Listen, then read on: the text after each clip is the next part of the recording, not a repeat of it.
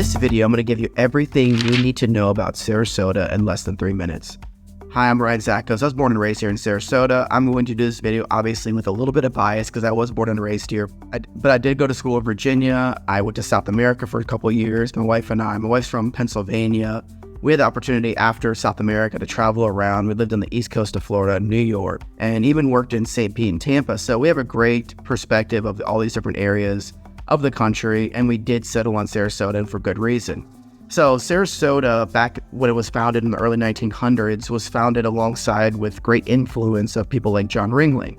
Obviously, John Ringling with the Ringling Brothers was very creative in the art scene. And because of how Sarasota was founded with that influence, it is just infused into the culture here, unlike anywhere else in the country.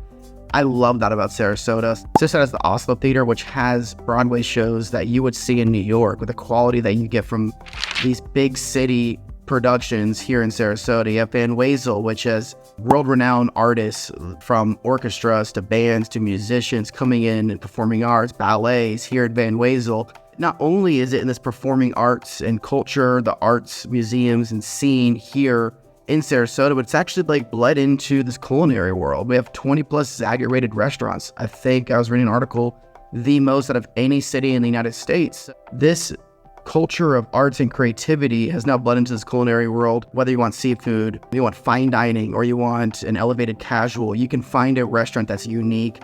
And I love that about Sarasota. There's always something to explore and do. But you take all that indoor activities, if you want to call it, outside of the equation. You have the beaches. Siesta Key is the #1 beach in the US year over year.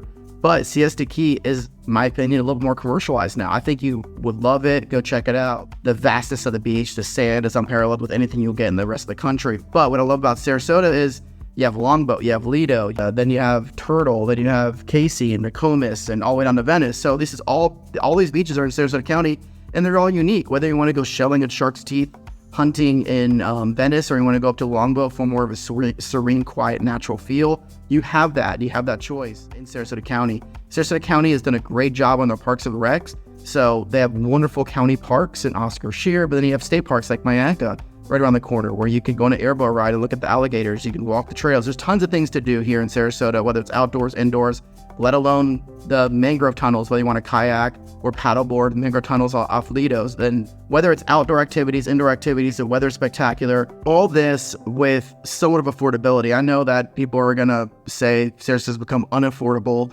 over the years, and it has increased a lot in its prices because of the demand of the people coming into the area. But there's a reason why people are coming to the area.